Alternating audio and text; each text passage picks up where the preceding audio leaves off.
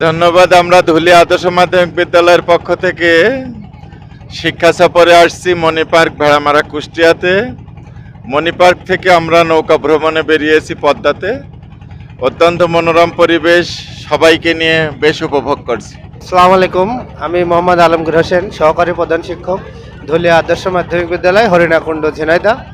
আসলে শত কর্মব্যস্ততার মাঝখানেও আমরা এই যে সমস্ত শিক্ষিকা মণ্ডলী এবং স্কুলের এসএসসি পরীক্ষার্থী 2026 তাদেরকে নিয়ে আমরা একটু বিনোদনের উদ্দেশ্যে এই পদ্মা নদীর মাঝখানে এখন নৌকা ভ্রমণে আছি। এবং আরও একটি স্পট আমাদের মণি পার্ক, ভেড়ামারা।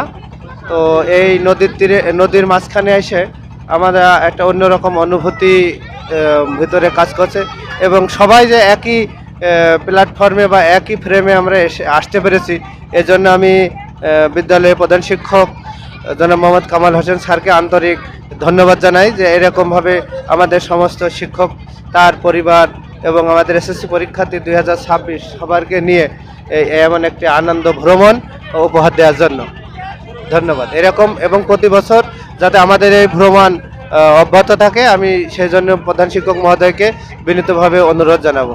ধুলিয়া আদর্শ মাধ্যমিক বিদ্যালয়, হরিণাকুণ্ড, ঝিনাইদহ থেকে আমরা পিকনিকে আসছি মণি পার্কে। আর মণি পার্কে কিছু নাস্তা করে, ঘোরাফেরা করে, দেখাদেখি করে তারপর আমরা আসছি পদ্মায় নৌকায় আনন্দ ভ্রমণ করে বেড়াচ্ছি।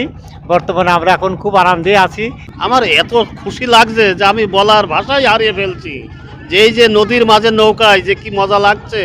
আসলে সব স্তরের সঙ্গী আমাদের সাথে আছে, যেহেতু খুব ভালো লাগছে। হ্যাঁ, ইনশাল্লাহ।